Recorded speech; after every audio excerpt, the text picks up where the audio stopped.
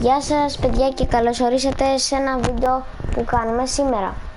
Σήμερα θα παίξουμε Party Royale και όπως βλέπετε θα ξεκινάμε στα Code Creator Gift και τώρα θα δούμε 8.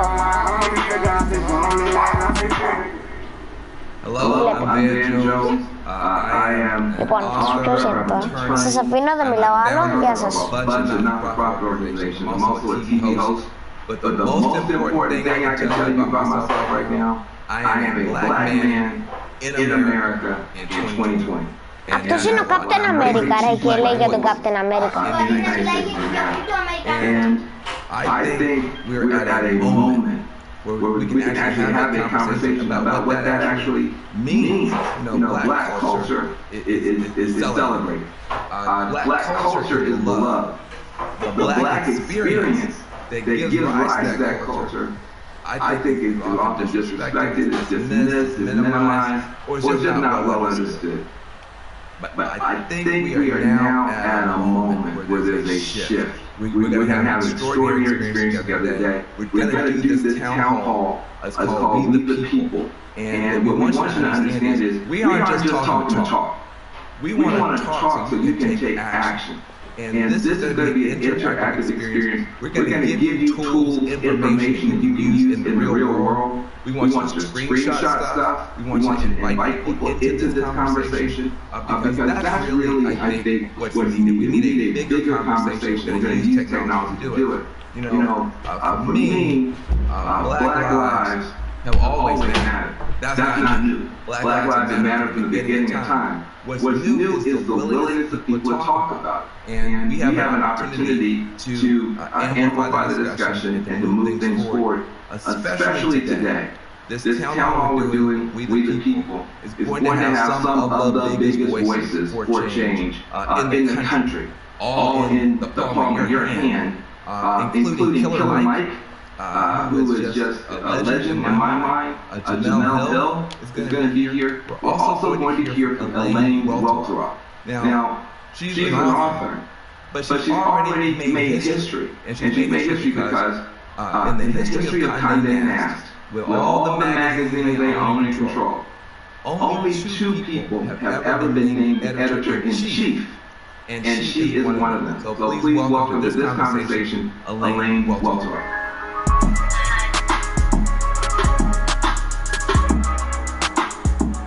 Look, I am so happy that I get a chance to have this conversation with Elaine. I mean, this sister is just bad. She's bad. She's a New York Times bestselling author, award-winning journalist. She's been a judge on the new Project Runway. I mean, she messed with Michelle Obama. She's bad. So, I want to talk to you about this moment. It's just been such a mix of inspiring protests and killings and stuff like that. Talk to us about your range of emotion over this past period of what I call the Great Awakening around justice.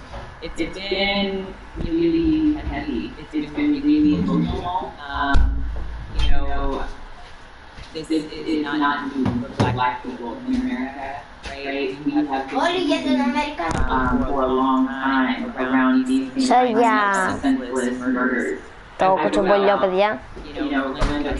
Το αδερφό μου. Όλοι για τον Captain America. Τι σε νοιάζει εσένα?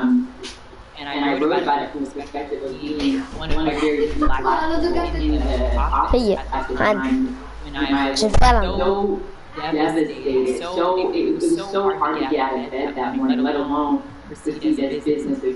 Θέλω να πω να πάρω ένα grappler να ανέβω εκεί πάνω. Εκεί. Feeling what I was feeling just as human, as you know, feeling, thinking human, and feeling like everyone was able to move on my business as usual. It feels so relevant once again now, thinking, you know, 4 years later, here we are again, but the difference is that the response from the rest of the community, folks who are non-black, are finally seeing this moment as a wake-up call to get off the sidelines and to get involved and invested in the fight for justice. So I can say that being in the streets and attending a number of protests, there is something different in the air this time. There are a lot of emotions I think we're all moving through. We're trying to move through to get towards the collective action that we all need to take. There is so much work for all of us. So I think we're all feeling that pressure, we're feeling that weight, but I think we're also feeling empowered that this time has to be different. It has to be different. You've been on this. I mean, you really have been not just an inspiration, but you've been offering really education to a whole new generation through Teen Vote. And you were doing it when it wasn't. Now it's trendy, now it's popular, but you were doing it when it wasn't trendy, when it was kind of shocking to see Teen Vote taking on these issues. Why did you make that choice? Because you're saying other people now are going to have to make similar choices to be a little bit more brave and bold. But you were doing it when it wasn't cool. Why? And talk about that. Πώς ανέβηκα. Ξέρεις. Ξέρεις. Central to them, the issues that matter to them in the world, and so we. Παιδιά, κοιτάξτε πώς μπορείτε να ανέβετε και πάνω χωρίς grappler. Fashion and pop culture, but that also spoke to intersectional feminism and social justice issues. Black Lives Matter. You're right that there was. Μιλάει για την Black Knight. There were a lot of people that were like, oh. Like, and we got pushback, folks thought it wasn't our place. But the reality is that Εσύ, αστυνομία, σιλά τα χέρια ρε. It was certainly, I wouldn't say scary, but there was. Νομίζω ότι θα μας βγάλει μια ταινία του Captain America ή μάλλον του Captain Spamerica με Spammer. And I'm very proud to say that we have been, and I'm so proud of the team there that's doing that work today. But you're right in that I think a lot of companies are now confronting that reckoning of what do we need now? How do we need more to how do we right size to make sure that we're meeting this moment and that we are on the right side of history and that we are better serving our community and our audience, our consumers. Well, let's talk about that though, because you can actually give some advice to people who are working at these brands, whether they're at the top or whether they're the intern.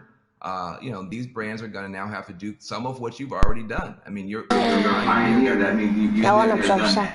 What do these brands need to do to get relevant and to catch up to this moment?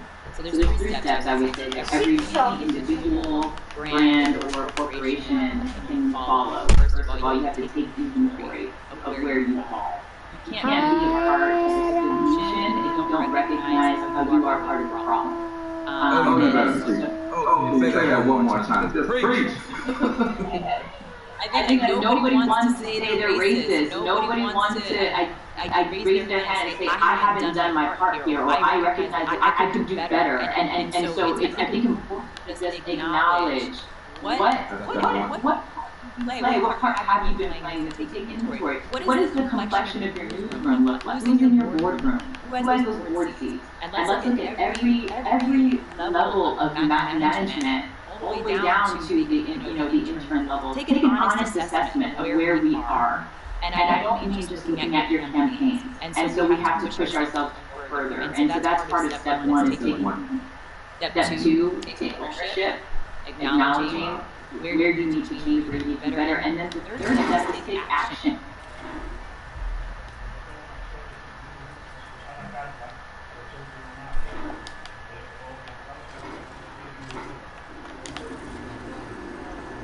Τι?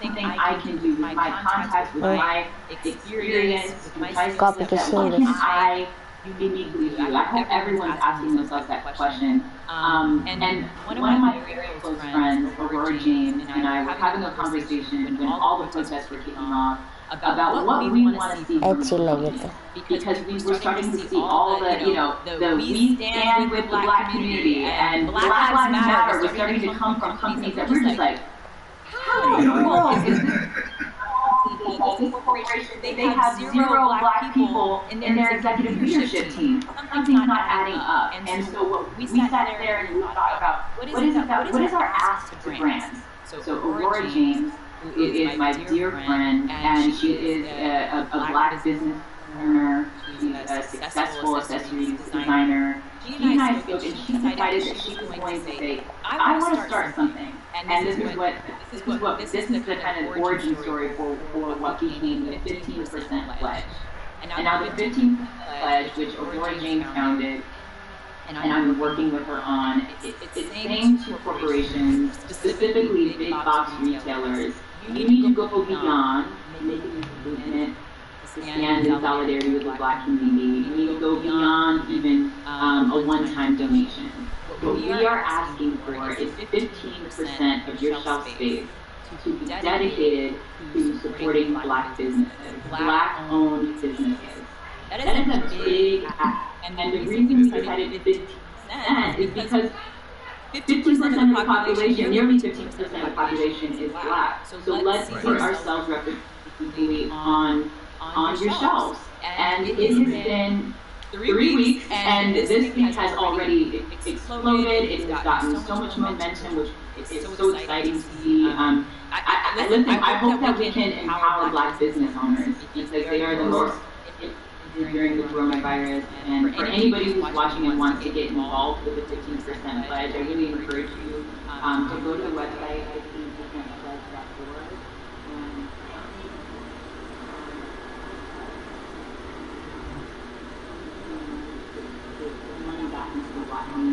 All 4 of these retailers that we're targeting take this pledge.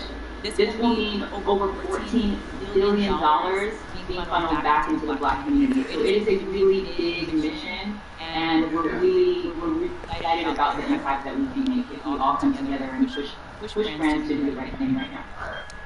Well, listen, I just want to thank you for what you're doing. I want to thank you for what you've been an educator, you've been an inspirer, and now you're somebody who's actually pioneering a pathway forward.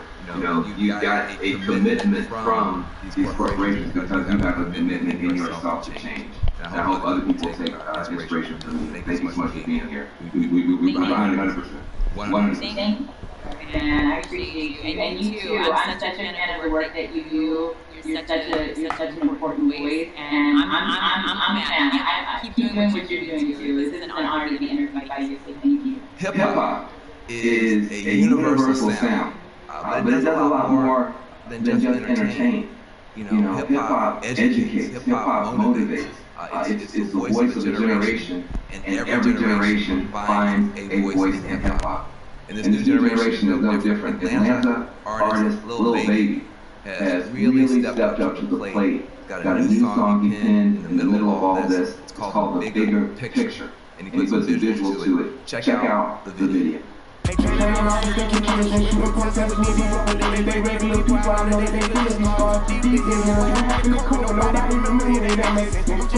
Γι' αυτό δεν έβγαινε τόσο γρήγορα η season 3.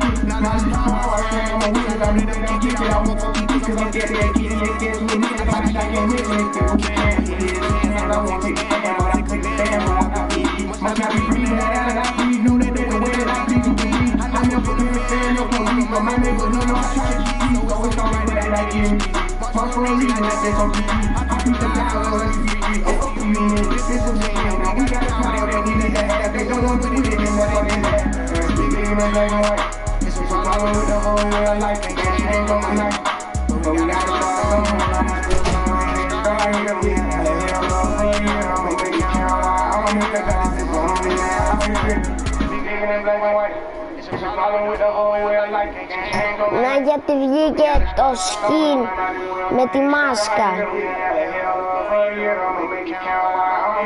Κάποιος από αυτούς έχει το skin, είναι το skin με τη μάσκα. Τον είδα.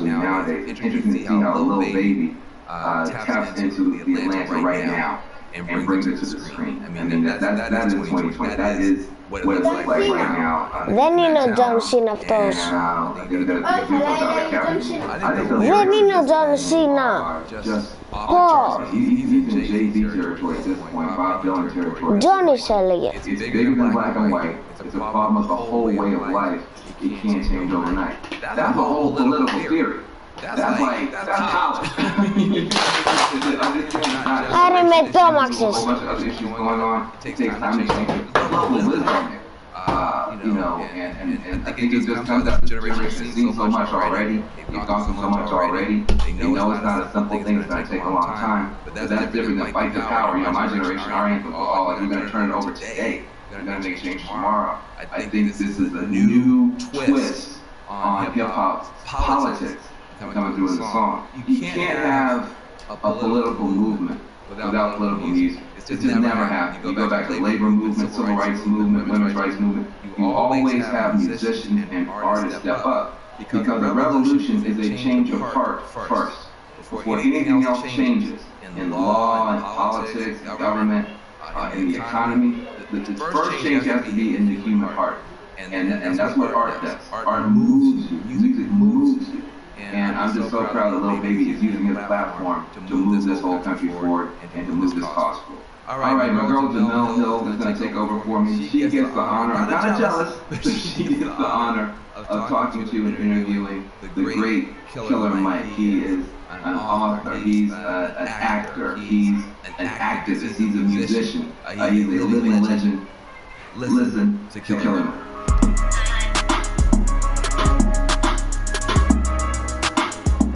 I hope everybody out there has just been taking copious notes, gaining a lot of knowledge, taking some screenshots, because there's just been a lot of really good nuggets that have been shared. Hope you're inviting all your friends in and really having the kind of conversation in this country I certainly have not seen in my lifetime. And I'm curious to hear the thoughts of my guest right now, Killer Mike. Mike, we've been at this moment many times in our country where we actually have about this issue in particular. We've seen these videos before, but right now it feels like the world is just changing right before our very eyes. I can kind of imagine how some of our elders felt during the civil rights movement, to see the world just changing right before our eyes. So you're there in Atlanta, where certainly there was a recent incident with Rare Brooks. We've been absorbing everything that's happening in the country up until this moment. So how are you kind of handling all of this emotionally right now? As an American, it's hard because it's a growing pain of sorts. You know what I mean? We know that our country is progressing. We know that on the other side of that progression, that we all are going to be better. I think our community and people who are essentially descendants of the cornerstone of this nation. The cornerstone of this nation, the Constitution is important, the Founding Fathers is important, but free labor allowed all of these things. And as the descendant of a slave, and when I say descendant, I don't mean anything wrong. My great-grandmother taught me how to sew a button on a shirt as she was sewing blankets that we still use in my house. Her mother was born a slave. So that's how close slavery is. I know how to sew a button because the slave taught her child to. And that child taught me to. That's how close. So I think that I'm excited that progress is happening. But I know on the other side of that progression, Breonna, Mr. Floyd, brother that was killed here, there are martyrs. And we've long been martyrs for the progression of this country. And I hope that as we enter into another martyrdom, another black person has died at the hands of the state. I hope that we enter this coming out determined to see justice on the front end and not only when we're angry. I hope that coming out of this, the young people that are in the streets organizing, continue to organize in the time of peace like they are in time of war, because they're organizing effectively. They're causing systemic change in the immediate and not some protracted campaign. And I support that. And plot, plan, strategize, organize, and mobilize. And as long as you keep doing that, you're going to capitalize off the gains that you're making. And I appreciate, and I don't mean capitalize in a monetary way. I mean, these kids are capitalizing, progressing. Organizers on the ground level who've been working for years, campaigning around police brutality and violence, have in an instant been able to organize people to progress law. Yeah, it's been a lot of impressive moments. I mean, you mentioned about how the young people, they're so organized. Because I think about the progression from, say, Ferguson to now, and it's been pretty Yeah, outstanding when you think absolutely. about it. What has impressed you the most about what you're seeing right now? What has impressed me that Mhm. in '92 we rioted in Atlanta. There were riots in other cities. There were riots in Los Angeles. But there was such a stronghold on information. Local news wouldn't let what other cities know until after it was over. What's impressed me is the ability to use technology. We haven't gotten as efficient as Hong Kong, but it's coming. You are seeing at a day and age where in an instant people are able to mob on a place, people are able to say what needs to be said and go and get ghosts. You're seeing in an instant what our grandparents were able to do. Like we have a house party app in which people can sit down on that house party app. You can organize with those 8 people to know what are we going to do in school, what are we going to do in local school boards, what are we going to do with city council. Our grandparents used to have to do that in the basement. Now you're able to do it over your phones and organize effectively and immediately. So I'm impressed by the level of organization I've seen. Because when I was an organizer at 15, 16 years old, we'd have to literally meet for 30 days to plan something that you might strike that might be 3 hours or even 30 minutes, but you're constantly there. These kids are able to do it, and these young people and these organizers are able to do it in a blink of an eye. But that only happens when you train like Floyd Mayweather. Organizers are like Mayweather. They never not training, and I think that these are the people, again, that we should be looking to follow in these times. But you dropped a mention of the House Party app.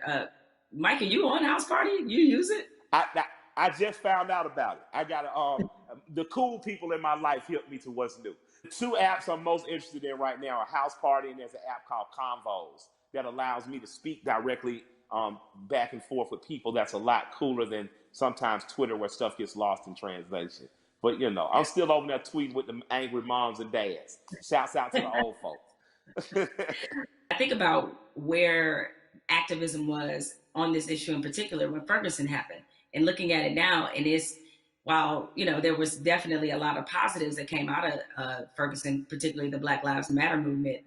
Seeing the level and the difference is that clearly there was a lot of lessons learned there, and they've applied them now, and so it definitely seems much more cohesive, and that's been impressive. What has impressed you about what you're seeing, especially from these young people who really have seemed to seize this moment? What I've seen be most beautiful about this time is kids have the ability to adjust and move and be like water. They're truly plotting, planning, strategizing, organizing, and mobilizing. The skateboard kids came in.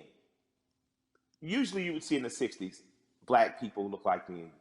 We'd make public protests. We'd get our heads split open. Sympathetic whites and allies and people who truly believe in freedom, justice, and equality entered the stage. Now, not only are you beating black people, you're dragging off white people. And it became a tapestry, a unified front to give us our most basic civil rights and acknowledge our human rights. That tapestry is happening again, and it's happening in a bigger and better way. I was talking about those skateboard kids. I saw those kids first come in as defenders. When police were hacking with people with batons, they held up the skateboards to protect them. Most kids who skateboard, my kids skateboard, most skateboard kids in the South don't look like me, right? But I saw the skateboard community literally come in and save protesters from beatings.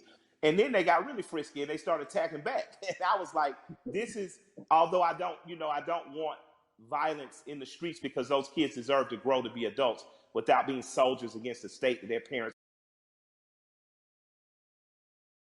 government, that you work for us. And in this moment, we are exercising our right to make public display of the evil that has happened. It makes me proud that I live in a country that has long promised equality, rarely given it to people who look like me, people who don't look like me defending. You made an interesting note and observation about the skateboard crew. And I think anybody who's watching has noticed that it's not just black people who are out here protesting. No, it's not. It's a tapestry of people. It's a tapestry of people. The Amish. The Amish. Yeah. Wasn't that crazy? I didn't even know the Amish saw the news. I was thinking, who told them? Right? I was like, I didn't right? I was so impressed though. I was so thankful. My heart was filled with joy. Yeah, so you're seeing all these different types of people that you never thought this issue would resonate with them. It kind of reminds me of your music. Your music is unapologetically pro-black, unapologetically, Yes, right? But absolutely, yet, when absolutely. you look at a Killer Mike fan, it's across multicultural section of Yes. people. Why do you think your music is able to resonate that way, despite the fact that you are also clearly talking to your people? Yeah, I'm proud to be me. I like me. I like black people. I'm not making no excuses. I'm not making no apologies coming in the door. I love us. I am in love with us. And because I love me, it has nothing to do or affecting my love of others. I have a very good friendship with East Indian cousins, Raj and Neil. They own the store right next to Walters on what's happening. So if you're from Atlanta, you know about Walters. If you're a big guy from Atlanta, you know about, the store right next door. These guys have always just been good to me. Raj went to India. He came back, brought my wife incense, these beautiful little elephant characters. He's proud to be Indian. I've learned about being Indian from my Indian friends. When you're truly who you are, how could you be offended? How could you not love it or like it? Like, man, I'm a part of the original people on earth. I'm from the continent that birthed all humanity. I think when you wear that proudly and unapologetically, and not from a place of needing someone to be below you, there's no reason for a people not to like me. I like you. I got plenty of heroes that don't look like me. There's a portrait of John Brown on my wall in my basement. I thought he's a hero. He doesn't have to look like me. You know what I mean? But I refuse to act like people who look like me aren't great. I didn't say good. I didn't say good enough. I didn't say equal. I said great. I'm from a great and mighty people. And if you can't accept that, then maybe I'm not for you. But I believe that because I am simply who I am, I believe that that gets accepted. Because you know what? I remember being on a tour bus, and I'm on there with a bunch of Northeasterners because of course, my rap partner's a white guy from Brooklyn. And we're on there and watching Swamp People, and everybody's laughing. And I come up and stagger into the front, and I look at it, and I start smiling, and I look at the room and say, I got more in common with them than any of y'all. And I just walk to the back. Now, because it's the truth. I'm a Southern boy. My grandparents from Alabama and rural Georgia. I grew up more like people on those shows. So I think across cultural lines and across racial lines, people identify with me, but just because I'm your typical American guy. And I have some special things.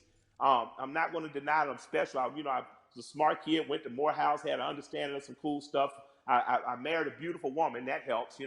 But I think that ultimately what resonates with people is that I'm a regular guy. One of my best friends in the world is a white guy from Brooklyn.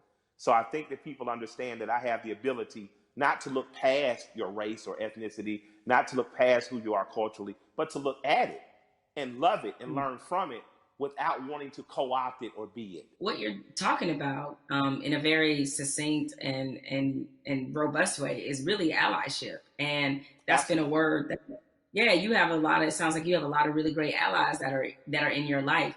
Now in this moment, I've gotten the question constantly. I assume you have too, about how to be an ally. What do I have to do? Right. I've had so many conversations with white people, like really good friends of mine in the last 2 weeks where all right, guys, I appreciate your enthusiasm, but hold on. hold on a second. Relax. But nevertheless, that being said, is that what would you say to somebody who wants to not only be an ally but be a good ally? If you want to be a good ally in this moment, white corporation, white person with the means, that's a worthy allyship. On a ground level, if you're just working hard every week, you don't know what to do, you're an electrician, you're a plumber, grab one young man who doesn't look like you, a young woman, and teach them that trade. That's allyship. Allyship isn't just throwing the money, but if you got the big money, put it towards somewhere. But on a very real and basic level, my son had an accident with a man named Keith. I bought my son a car. My son Malik, with a very pretty girl in the front seat, rear-ended this guy Keith. Calls me. I pull up to Keith and the police officer. I say, if he'll allow me to handle this privately, I just don't want to call my insurance company because, I had just got in an accident. I drive fast. My son, Keith, in good faith, gave me the opportunity to do that. And me and this man became friends. I'm literally friends with this white man who told me about Atlanta pre-white flight and desegregation, who's taught me about fatherhood and the importance of presence in your child's life. That doesn't happen if we're not open for it to happen. So an allyship with white people doesn't have to be an organization of saving the world. But you do have to do what me and Keith did. You do have to, on blind faith, trust someone who doesn't look like you and allow that person to educate you. So an allyship is not just calling your black friend saying what I do. It's going to black organizations that might be local and saying what am I do. It's calling your friend and saying, what's the next thing you're doing? And I want to be an extra set of hands. Doesn't mean you get to go to the black people meeting, but it does mean if they say I'm going to feed people on Skid Row, you show up.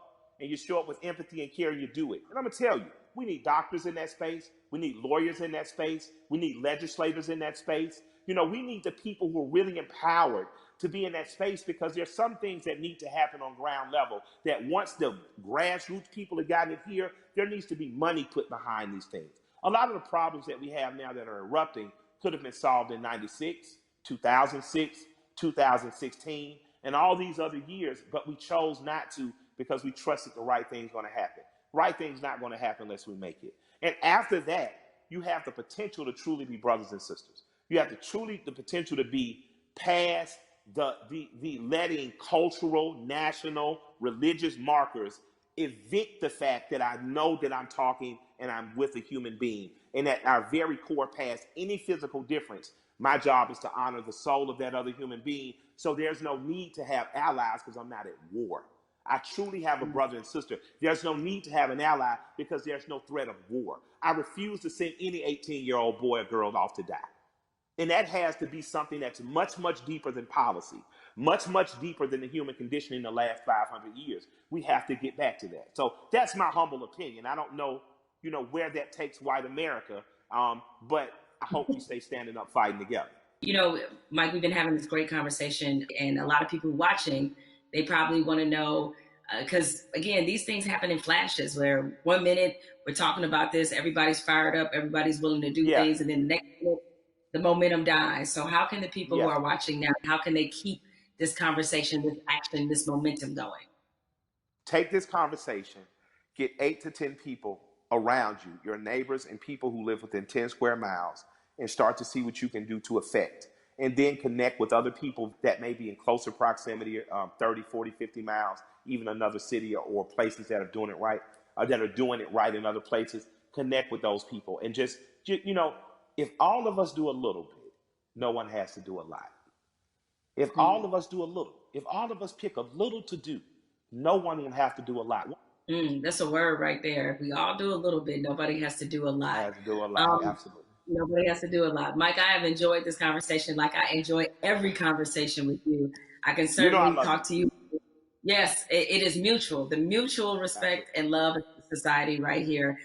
Thank you. And more importantly, thank you for everything you do on the ground. I mean, so many people, I knew that you tell the truth the way it needs to be told, but a lot of people during this time of crisis have been exposed to you and understand that, you really are for the people.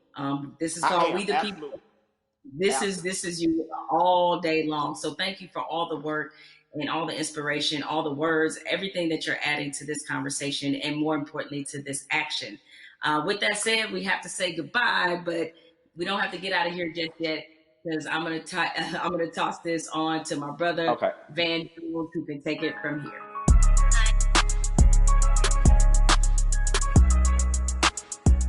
Jamel and I, we spent the past hour, we've been talking to Killer Mike, we've been talking to Elaine Welteroth. We also got a chance to see that amazing video from Lil Baby. Jamel, what did you get from your conversation with Killer Mike? And more importantly to me, what do you make of this moment that we're in? The one thing you can always expect from Killer Mike is blunt honesty. I think that's why a lot of people look at him as a really credible voice right now. He's honest about what he knows and honest about what he doesn't know. So I think when you have those elements, that's going to always make for a pretty good conversation. I'm with you. This moment at the same time is welcome. It's also a little bit surreal in terms of what took us so long to get here, to make sure that we're not always starting from ground zero every time we have to have a significant conversation about race in this country. Why do you think it's different this time? Because, I mean, there have been videos before, and yet people still now act like they're shocked. Help me understand what's different this time from your point of view. What's your theory? It's two things that I think stood out about the George Floyd video. One, there was no yeah, but. And granted, in my mind, we've seen videos where there was no yeah, but people nevertheless invented a yeah, but. But in this one, there really wasn't one, even if you were Stretch Armstrong trying to stretch and find one, there just wasn't one. What always has just stuck with me is the look on this officer's face as he was kneeling on George Floyd's neck. It was so cold. It was as if this were Thursday. And he showed such little emotion, remorse, any emotion you want to name. He didn't show any of that as he killed a man in the middle of the street with bystanders looking on. So I think that situation, coupled with the fact we had already been reeling from Ahmaud Arbery, we had already been reeling from Breonna Taylor. And even though the situation wasn't fatal, there was definitely a storm of frustration at what happened with Christian Cooper. So this all together leads us to this moment where finally, even the most adamant naysayers who wanted to pretend as if this wasn't a structural problem, what could they say? I mean, there was nothing else that could be said. And I think everybody who was already fed up decided now is the moment, now is the time. The world has slowed down because of COVID-19. If we are going to address this, this needs to happen now. I've never seen 20, 30 million white people asking black people for leadership. That's interesting because they say, well, what do you want me to do? I'm like, well, I don't know. Google is a powerful tool. I don't know. I'm realizing now, though, that this is an honest question. How do you think that we as African Americans and our allies can rise to meet a moment like this and actually accept the fact that we may actually have a couple million new allies? And how do we deal with that? That's new for us. I'm glad you used the word leadership because there's a difference between us being put in a leadership position and us being put in an educational position.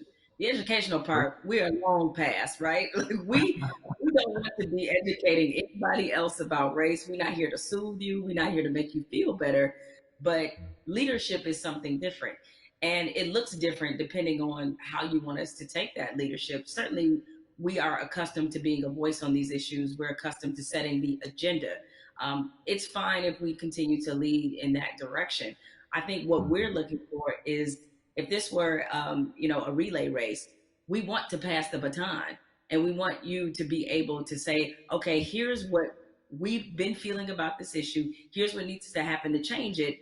The other part of this race is that you got to be willing to run it just as hard and as fast as we are. Because if you're not, that's why we remain stuck in the flying pattern that we've been in for hundreds of years and decades as we've tried to reconcile this issue. So we have to figure out what is the most useful way of allyship. We see a lot of people throwing statements around. We see a lot of people throwing money around. We need that to be a focused effort, and more importantly, to be vocal about it. I can't take any more double-sidedness. There can be no more other-siderisms, if I may make up a word, meaning that you give over here and you're a company that is like, yeah, Black Lives Matter, except for in my boardroom where they don't, or except for my organizational chart where they don't. So I'm done with that, right? That's great. Charity's great. Charity doesn't change structural racism, right? What changes it is when you actively look in your building and ask, why aren't there more Black people in this building, in this boardroom, in this C-suite? So the allies that we have, what you can do, change the structure and cultures of your companies, of your businesses, of wherever it is you have influence. Start there. The thing I try to tell people is, it puts us in a no-win situation. I want our white sisters and brothers to be better educated and to care more, but I don't want to have to bear the burden of trying to teach and educate all the time. The reason you pay tuition is because it's costly to educate someone. You coming up to me and saying, educate me, that's costly to me emotionally and from a time point of view. Also, I think we have to be very honest. Nobody would go up to somebody and say, teach me Russian in 5 minutes. And by the way, make me feel good about it. But I mean, you wait, hold on a second. Like, you want me to teach you about racism, which is the history of race in America is just as complicated as Russian. And you want me to teach you that in 5 minutes. And also, if I make you feel bad about it in any way, now I got to be your therapist too. And like you said, soothe you or whatever. That's got to stop. I would love for somebody to come to me and say, I made my whole family watch the 13th and read The New Jim Crow and read White Fragility. And we had a question on page 52. Now, hey, we can have that conversation all day long because you're doing your homework, but don't flop on me like you never heard of Google. If you wanted to know about cryptocurrencies or whatever, you find that stuff out before any black person ever heard of it. So I'm sure you can educate yourself about anything you want to know. I have to say something to you because I've never gotten a chance to talk to you. I feel like I know you because I'm such a big, mad, crazy Stan and fan. But I love you to death. I just am so proud of you. I'm saying proud of you almost as Patrick. I am so proud that you exist. Where do you find the strength to continue to do what you're doing and say what you're saying, even in the face of opposition, to the point where now the whole world has to listen to you? Where did you find the strength when they weren't listening? I guess maybe this is just part of the Black woman's condition, is that we don't know any other way. And most of us, I come from a line of Black women who were just like this. My mother's like this. My grandmother was like this, where it's the old phrase we've all used as Black people, making a way out of no way. And scream until they hear you. You know what I'm saying? Is that because the opposite, to do the opposite of that is that I can't even afford to do that. I don't know any other mode but to fight for what's right, but to try to stand on the right side of history, but to speak for people who don't have a voice or a platform as large as mine, because somebody did it for me. What advice do you have for people who want to have these conversations, maybe not as well spoken, not as well read as you might be, but who really are sincere and want to have a conversation? I think you have to start from a point of honesty and being real about what some of your beliefs, prejudice, biases are, where they come from, why you learned them. I think if you take anything else beyond race, as we get older, we do a whole lot of unlearning. Young folks, when you get to like your 30s, you do a whole lot of that, right? But my advice is to always start from the point of truth and honesty and self-awareness. And you'd be surprised what you can get accomplished just by digging into those things. I mean, if you know you come from a racist background, or if you come from where race was talking about a certain way, be honest about what those conversations were and what they taught you. And ask yourself, is this the kind of person that you really want to be? Yeah, I feel like there's a 21st century mindset and a 21st century skill set that, everybody's going to need a mindset of empathy. And we're going to be dealing with people, every color, flavor, every kind of human being ever born. We all have to deal with each other. Γεια σας παιδιά, δεν ξεχνάμε Σαρπότικη Τοργή. Αυτά ήταν τα βίντεο για σήμερα, ελπίζω να σας άρεσε. Και δεν ξεχνάμε πάνω απ' όλα Item Shop, Sharpoti Creator, Gift Accept. Γεια σας.